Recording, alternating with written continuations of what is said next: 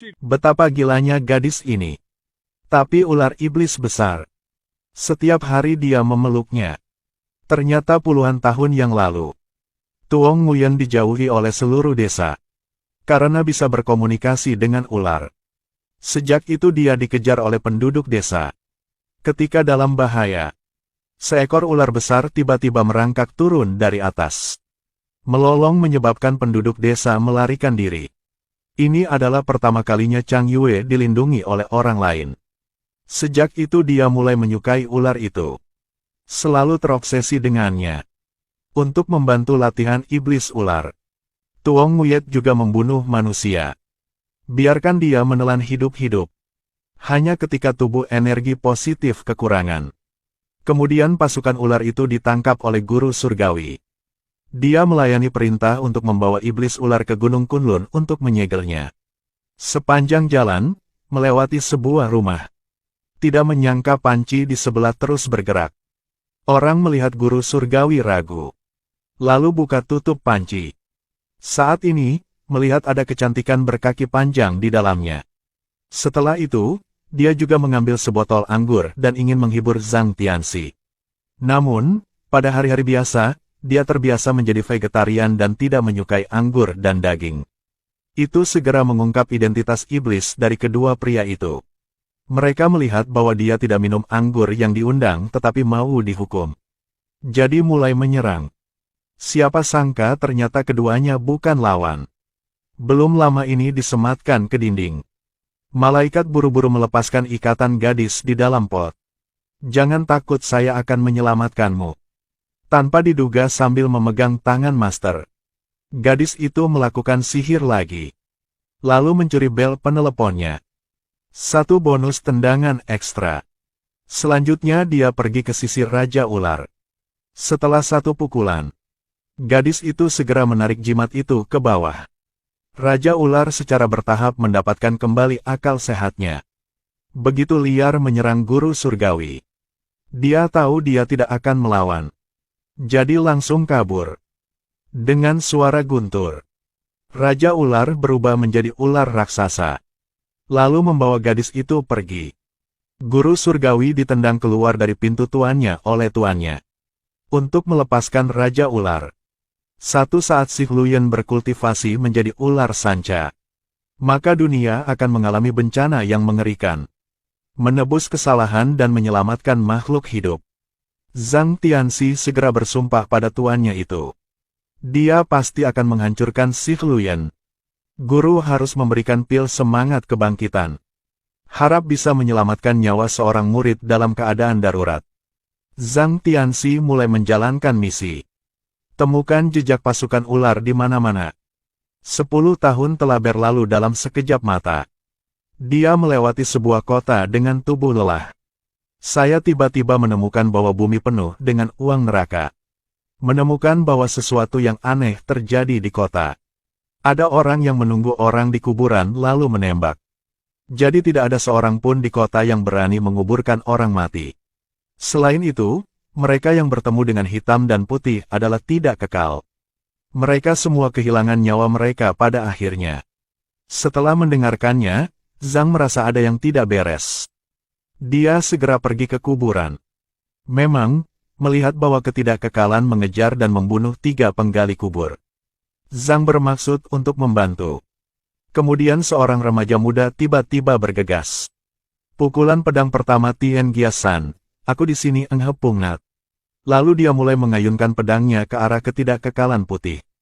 Tidak hanya lepaskan lapisan kamuflase, tetapi juga membuatnya menjadi orang miskin. Ketidakkekalan kulit putih sangat ketakutan sehingga dia panik dan memohon untuk hidupnya. Dan setuju untuk membawa Pungnat menemui ketidakkekalan hitam dan putih. Saat menarik tangannya, dia menggunakan perlindungan jiwa. Lalu menendang Pungnat.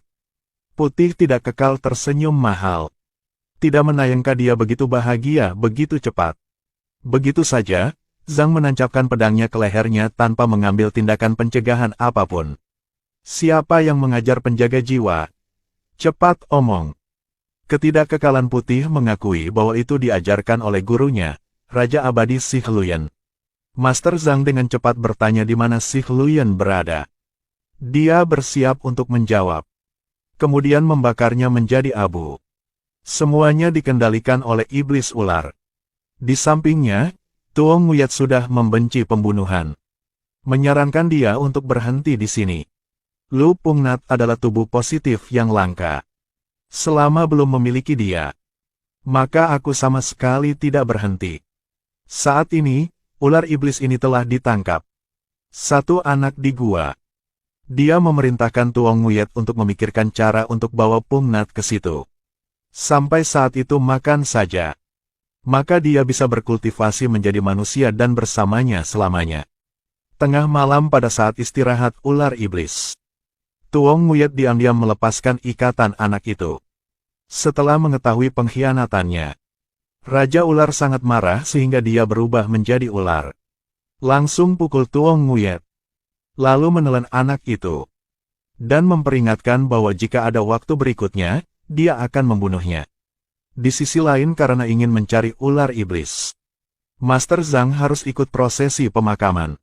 Dia ingin memancing ketidakkekalan hitam keluar, bersembunyi di peti mati, untuk menghindari ketahuan olehnya. Tentu saja, semua orang hanya membawa peti mati ke kuburan. Kemudian aliran udara negatif datang. Pungnat sangat ingin membuat jasa. Jadi menyegel guru surgawi di peti mati. Setelah ketidakkekalan hitam terwujud, dia langsung menyambut pertempuran. Dua orang yang bertarung selamanya tidak bisa memutuskan apakah akan menang atau kalah. Pungnat menemukan kesempatan untuk membuka kedok ketidakkekalan hitam dan putih. Saat ini, baru melihat wajah cantik miring ke samping. Dia tiba-tiba menjadi tergila-gila. Tanpa sadar tersenyum. Tuong Nguyat membunyikan bel panggilan. Pungnat seperti itu dikendalikan. Ketika jiwa akan meninggalkan tubuh, kemudian malaikat segera muncul. Dia terlalu akrab dengan skema jahat musuh. Jadi cepat mencuri bel panggilan. Kemudian memaksa Tuong Nguyat untuk mengungkapkan keberadaan Si Luyan. Tapi dia tolak untuk dipatuhi. Master Zhang harus membunyikan bel. Membuat Tuong Nguyat sangat menyakitkan. Pungnat buru-buru berhenti. Dia benar-benar lupa sekarang bahwa dia hampir mengambil nyawanya. Kemudian ayah anak laki-laki itu mengayunkan pedangnya untuk membunuh Tuong Nguyat untuk balas dendam. Juga dihentikan oleh Pung. Dua orang saling memandang di depan semua orang. Untuk memenangkan hatinya, Pungnat dengan antusias memberikan makanan. Laki-laki dan perempuan di dekat, membuat suasana berangsur-angsur menjadi kabur. Tuong Nguyat memutuskan untuk memanfaatkan orang bodoh ini. Berpura-pura setuju untuk membawanya mencari Si Luyan. Pungnat dibutakan oleh cinta. Segera menyeduh anggur Master Zhang. Dan kemudian mengirim pengikutnya untuk mencari Si Luyan. Dia bahkan berfantasi tentang menghancurkannya dan bersama orang yang dia cintai. Sepanjang Pungnat Street akhirnya membuat hati Tuong Nguyat berdebar. Dia juga membuka hatinya untuknya. Kemudian ceritakan kisah tentang diri sendiri dan iblis ular. Di dunia ini hanya dia yang memperlakukanku dengan baik. Jadi aku rela melakukan apapun untuknya. Pungnat tidak cemburu. Sebaliknya, menemukan dia menyedihkan. Tuong Nguyat secara bertahap tergerak. Setelah memancingnya ke area iblis ular, dia akhirnya tidak mekar dan mengatakan yang sebenarnya. Jadi iblis ular yang suruh dia mancing Pungnat ke situ. Itu semua jebakannya. Karena Pungnat adalah tubuh positif yang dia butuhkan. Baru omong, iblis ular muncul dari dalam gua. Dia langsung bawa berapa orang melarikan diri. Sayangnya masih dihentikan oleh Si Luyan.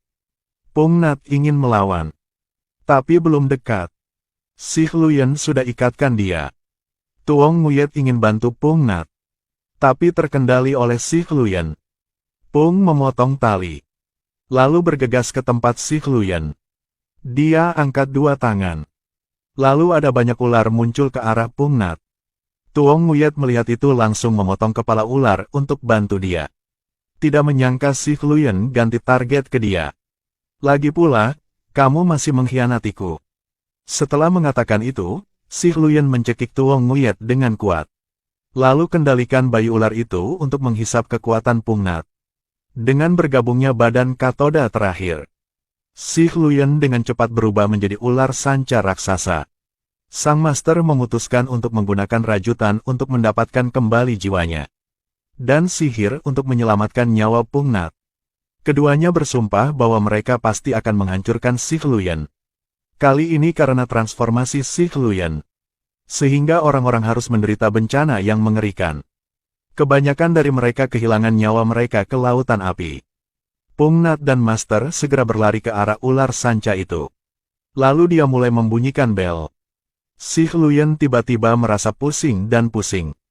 Pung Nat mengambil kesempatan itu untuk menusukkan pedangnya ke tubuhnya. Tidak menyangka ular piton itu memiliki tubuh yang tangguh. Untuk bersembunyi dari bel, itu harus turun ke tanah.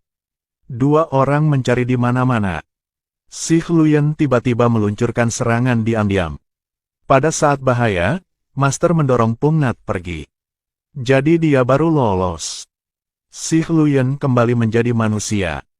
Master Zhang membunyikan bel lagi. Meja dan kursi di sekitarnya semuanya terpengaruh oleh suara. Tapi si Hluyen masih tidak terluka. Sekarang selama saya tidak muncul, maka lonceng yang rusak itu hanyalah sampah. Jadi mereka berdua harus menghunus pedang untuk bertarung. Hanya saja mereka bukan lawan dari iblis ular. Dia berhasil mendapatkan bel dan menghancurkannya. Kemudian berubah menjadi piton raksasa. Tepat ketika hendak melahap Master Zhang, Pung Nat dengan cepat mendorongnya menjauh. Secara sukarela menjadi makanan bagi iblis ular. Selanjutnya ingin berurusan dengan guru surgawi. Lalu tiba-tiba merasakan sakit yang hebat. Tubuh juga berangsur-angsur berubah karena rasa sakit. Ternyata Pung Nat ada di pasukan ular. Menusukkan pedangnya ke jantungnya. Pada akhirnya, iblis ular benar-benar dimusnahkan. Pung Nat juga berhasil lolos. Dua orang saling memandang dan tersenyum. Melanjutkan jalan menyelamatkan makhluk hidup.